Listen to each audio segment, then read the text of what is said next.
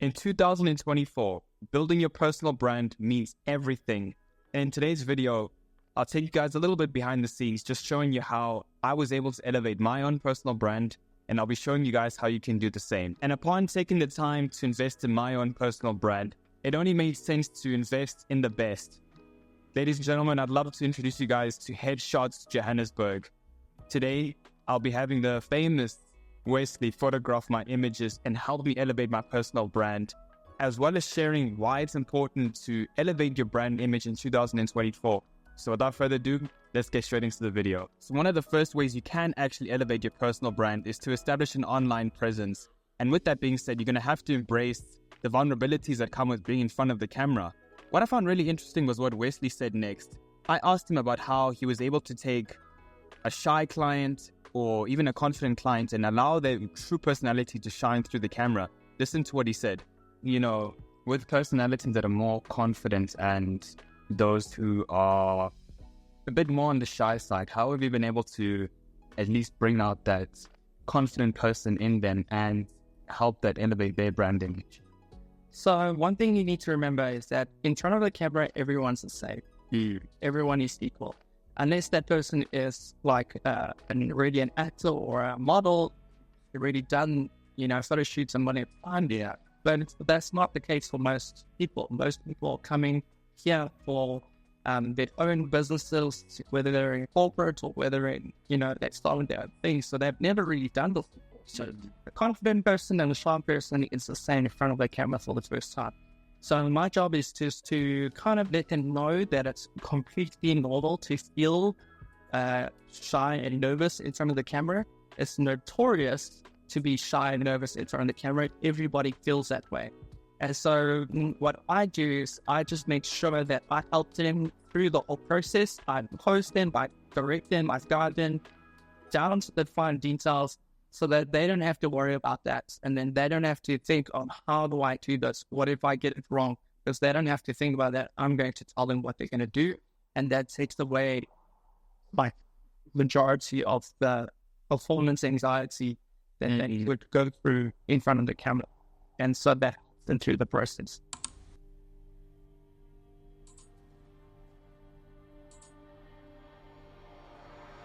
I think the last time I actually got powder was when I was doing theater back when I was a little kid.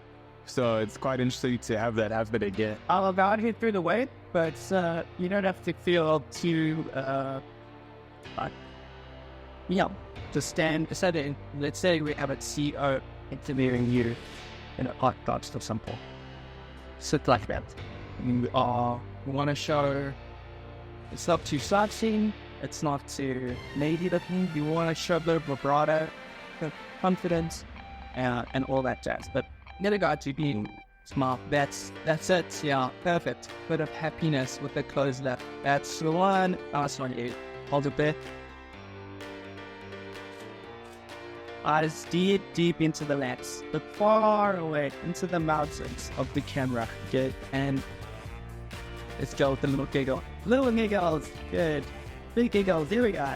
Good. I want you to see here the Difference. first was, I want you to look at the smiles now. Okay, so this is you smiling. Then you chuckled, which brought your hand back, but then you settled the smile. And that's where the sweet spot is. So you laugh, and then you settle it. I think there's still a little bit of genuineness in it, but it's not that over Too much. And a bit with your business storytelling, how were you able to capture some of the images that you posted on your website? Like I've seen a few where group team meetings come together. How have we been able to control a massive group of people and help them elevate their company's brand? Okay, so when I shoot corporates, I usually work with a lot of people. It can be 20 to 100 people. And I think that at the end of the day, it just boils down to my experience. I've been doing this for a while. And when I shoot a group of people, the important thing is just to know your work. And that's all I have to say is I have to know my stuff. To be able to pose a person in the moment within 5 to 10 minutes tops. Like our session was a good half an hour to 45 minutes. But most of the time in corporate, I only have 5 to 10 minutes with these people. Oh, wow. So I have to just know my stuff. I tell them, I direct them quickly and precisely. Don't fumble my words. Tell them exactly what they need to do, and get the shots done beautifully, and then they're done. And that's basically how I have to do it. So even in such a short time frame, you've been able to make sure you still capture the whole brand. And yes, I have to do everything we did today. That's crazy. The second tip to elevate your personal brand is to, of course, be prepared and actually know your craft. What I like is that Wesley talks about actually rehearsing your lines beforehand, before you present on camera. Of course, this would be in the form of scripting, but even big presentations, whether you're in corporate finance or you're giving a presentation about a certain topic, a lot of preparation can go into small things like trying to correct your filler words, your arms, your butts, trying to catch yourself off guard. Practice over and over again. And I like that he speaks about talking in front of a mirror and trying to perfect your voice and find your true voice, that you can share that with your audience. Listen to what he says next. So what I actually ended up doing is I went and I stood in front of the mirror, and I had to figure out, first of all, how it should look. And then I had to figure out what I need to say and how I need to say it in order for that person to understand what I want them to do. And I literally practiced in front of the mirror. Wow. I'm practicing in front of the mirror, and then if it was the day before, on the day of, you knew exactly what to say. Yeah. Help them bring it. Yeah. And then I started practicing with my wife as well. So I would tell her, do this, do this, do this. And right in the beginning, it was difficult. It was like, I actually don't know. Yeah. And after a while, with a lot of practice, it's easy now. And what Wesley said next was very interesting as well. He spoke about, well, this leads into our third tip, of course, which is developing your self-awareness and to actually be authentic to who you are and who your brand actually represents. He gives tips on how you can actually try and stray away from trying to copy other people or imitate other people's work, but instead use that as inspiration for your own craft and to help elevate your brand that way. And to anyone who is looking into building their personal brand, are there any tips that you could share about how they could elevate it aside from doing a photo shoot? Is there a better way that they could put themselves out onto different social media platforms?